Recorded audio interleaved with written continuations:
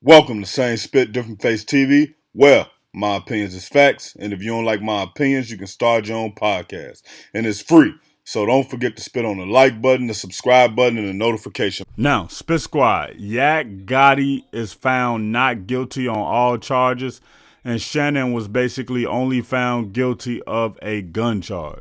But the biggest story is YAK Gotti was found not guilty of all charges and he beat a RICO. Now, when we look at this case, a lot of people are going to end up saying, well, maybe Young Thug should have stayed on the case. I think one thing about Young Thug is the breadwinner. You got to understand that he's not only paying for lawyer fees, he's paying for his house, his mortgage, his light bills, his girlfriend.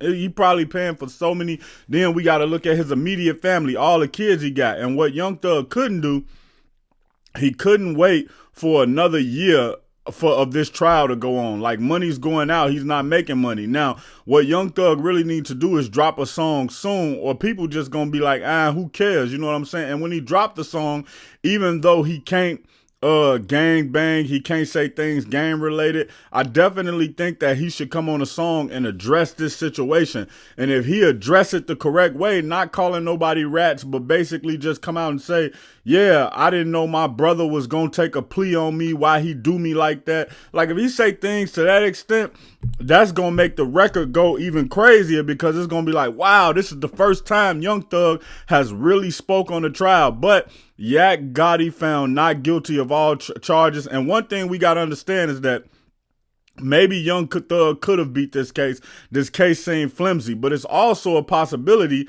that this case was beat because Young Thug took the plea deal and he got off the case. Sometimes when you in a position of power and you making millions of dollars, you young, you black, you a rapper, your lyrics say certain things, the jury look at you and say, oh, he don't deserve that position anyway, or this is what he do with the opportunity he get, and it looks bad on everybody else. But when you Young Thug and you take that plea, also with him taking the plea, some of the charges was taken off the table because he pled guilty to some of those things. But with the resources he had, man, 15 years of probation, it ain't gonna go by fast, but he got enough resources to where he ain't even gotta worry about that, and he could stay out the way.